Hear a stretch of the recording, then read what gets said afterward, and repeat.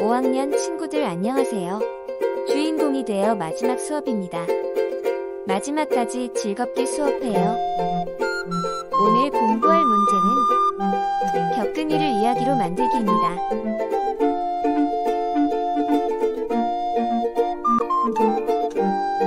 중간중간 영상을 멈추고 공부한 내용을 교과서에 꼭 기록해주세요.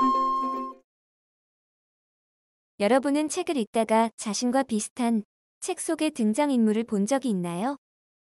빨강머리 앤입니다. 저팔계입니다. 그렇군요. 그럼 왜 비슷하다고 생각했나요? 저도 앤처럼 밝은 성격과 풍부한 상상력을 지녔기 때문입니다. 저는 기본적으로 먹는 것을 매우 좋아하고 저팔계 성대모사도 좀 하기 때문입니다. 네, 그 성대모사 참 궁금하네요. 진짜 똑같아요. 네, 오늘은 여러분과 닮은 등장인물이 아닌 여러분이 주인공인 이야기를 써보려고 합니다. 교과서 319쪽을 펴고 1번을 봅시다. 기억에 남는 일을 떠올려 자신이 주인공인 이야기를 쓰기 전에 그간 배운 내용을 떠올리며 글 쓸 준비를 해볼까요? 막상 내 경험을 이야기로 쓰려고 하니 어떻게 하면 좋을지 모르겠어. 아, 선생님께서 배운 내용을 생각하며 차례대로 해보라고 했었지? 네, 299쪽에서 300쪽의 3, 4번에서 기억 카드를 만들고 조사하는 활동을 했었죠.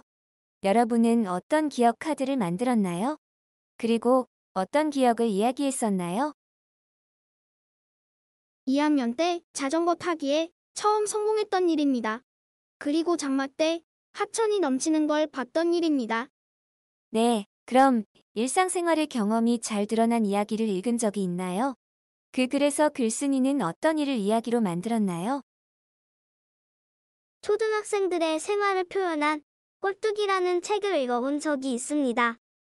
그랬군요. 그럼 다음 친구들과 함께 경험을 이야기로 표현하는 방법을 이야기해 봅시다. 첫째, 경험을 떠올려 주제와 제목을 정합니다. 둘째, 등장인물을 떠올려 특징을 생각합니다.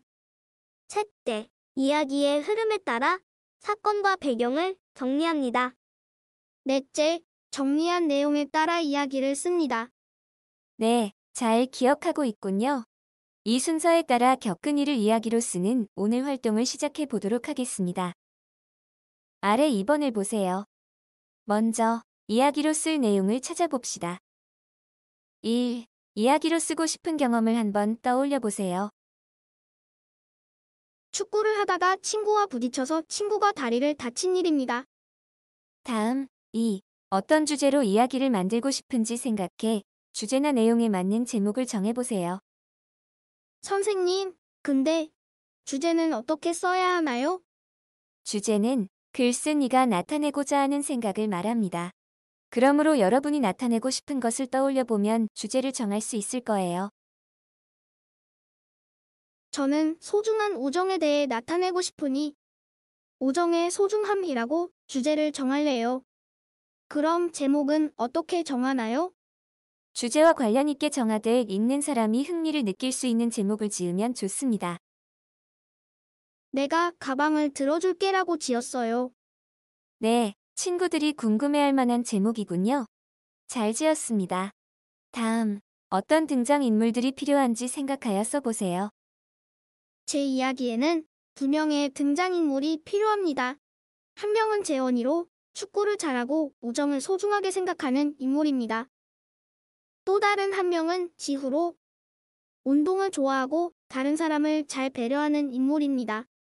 네, 대화가 필요해처럼 등장인물의 이름을 바꾸었군요. 다음, 이야기의 흐름대로 사건과 배경을 간단히 정리해 봅시다. 먼저, 이야기를 시작하고 배경과 인물을 설명하는 단계의 사건과 배경은 학교를 마치고 아이들과 축구를 한 일이며 배경은 오후 운동장입니다. 이어지는 흐름은 사건이 막 일어나기 시작하는 단계죠. 사건과 배경은 축구를 하다 재원이와 지후가 부딪히고 다리를 다친 지후는 너무 아파 집으로 갑니다. 다음, 등장인물 간 갈등이 꼭대기에 이르는 단계에선 주인공의 답답하고 속상한 상황이 절정으로 흐릅니다. 마지막, 사건이 해결되는 단계에선 갈등이 해소되고 평화롭게 이야기가 마무리되며 주제가 표면 위로 드러나는 단계이기도 합니다. 네, 이렇게 이야기의 흐름에 따라 내용을 정리하면 중요한 사건들이 정리되고 이를 바탕으로 주제도 더 잘 드러나게 글을 쓸 수 있답니다. 이제 본격적으로 이야기를 써볼까요? 3번. 경험을 이야기로 만들 때 생각할 점을 떠올리며 이야기를 완성해보고 이야기에 어울리는 그림도 그려봅시다.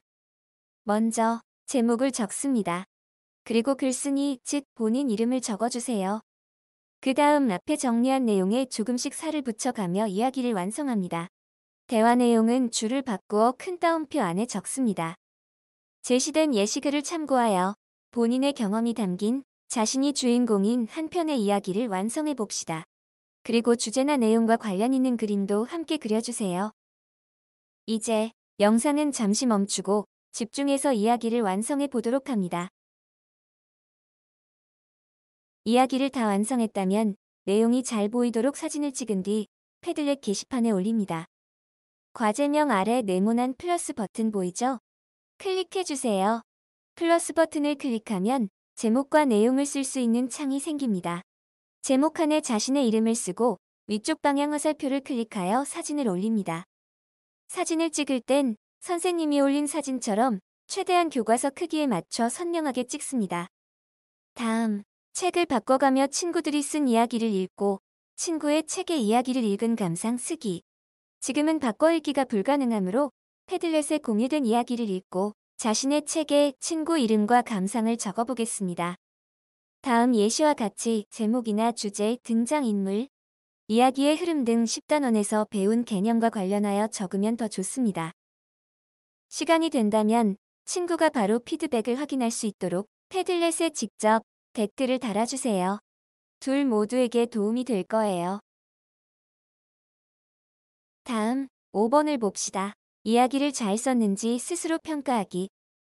평가는 매우 그렇다, 좀 더 노력해야 한다. 3단계입니다. 매우 잘했다고 생각하면 3칸을, 잘했다고 생각하면 2칸을 칠합니다.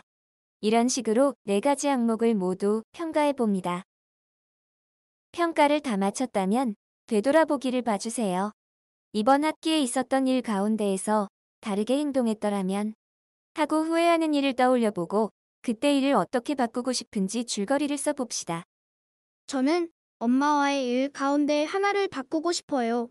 고마운 엄마에게 저도 모르게 짜증을 내서 후회된 순간이 있었거든요. 네, 누구나 그런 순간들이 있죠.